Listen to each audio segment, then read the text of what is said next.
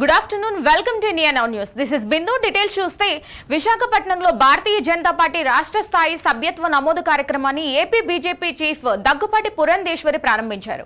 నమో app ద్వారా తొలి సభ్యత్వం తీసుకున్న పురంధేశ్వరి మాట్లాడుతూ ఏపీలో బీజేపీకి 38 లక్షల సభ్యత్వం ఉంది. 3 దశల్లో సభ్యత్వ నమోదు తర్వాత పార్టీలో నాయకత్వం మార్పు ఉంటుందన్నారు.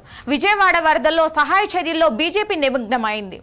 ఇప్పటి వరకు 50,000 ఆహార ప్యాకెట్లను పంపిణీ చేసిందని చెప్పుకొచ్చారు. రాష్ట్ర ప్రభుత్వానికి వరద బాధితులకు బీజేపీ సంపూర్ణ సహకారం అందిస్తుందని తెలిపారు. అలాగే వరద సహాయ చర్యల్లో కేంద్ర ప్రభుత్వం పూర్తి స్థాయి సహకారం అందిస్తుందన్నారు. జాతీయ విపత్తుగా ప్రకటించడానికి కొన్ని నియమ నిబంధనలు ఉంటాయి. కేంద్ర రాష్ట్ర ప్రభుత్వాలు మాట్లాడుకుంటాయని తెలిపారు. నమస్కారాలు నేను తెలియజేస్తున్నాను. భారతీయ జనతా పార్టీ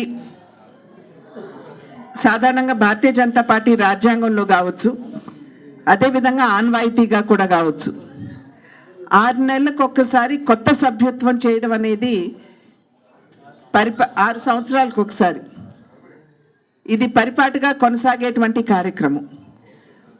మధ్యలో 3 సంవత్సరాలకు ఒక్కసారి కొంతమంది కొత్త సభ్యుల్ని యాడ్ చేయటం అనేది పరిపాటిగా జరుగుతూ వస్తున్నటువంటి విషయం.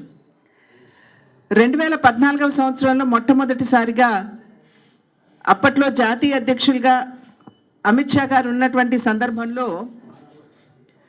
వారు కొత్తగా ఆన్లైన్ మెంబర్షిప్ని వారు అప్పుడు ప్రవేశపెట్టడం జరిగింది.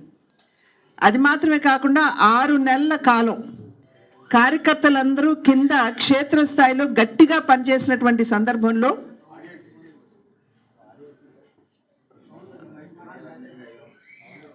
కింద కార్యకర్తలందరూ భారతీయ జనతా పార్టీ కార్యకర్తలందరూ నిబద్ధతతోటి అంకిత భావంతో పనిచేసినటువంటి సందర్భంలో యావత్ భారతదేశంలో 11 కోట్ల సభ్యుల్ని అప్పట్లో నమోదు చేయడం జరిగింది.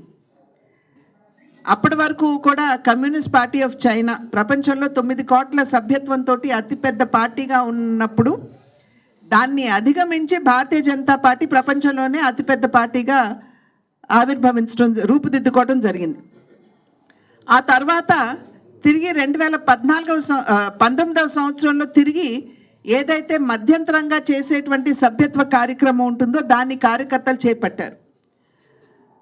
అప్పట్లో కూడా 3 నెలల పాటు పనిచేసినటువంటి సందర్భంలో అదనంగా ఒక 7 కోట్ల మంది కొత్త సభ్యుల్ని పార్టీకి యాడ్ చేయటం జరిగింది. అంటే అంతకుముందు జరిగినటువంటి 11 కోట్లు, తర్వాత జరిగినటువంటి 7 కోట్లు, 18 కోట్ల సభ్యత్వం ఇవాళ యావత్ భారతదేశంలో భారతీయ జనతా పార్టీకి కలదు.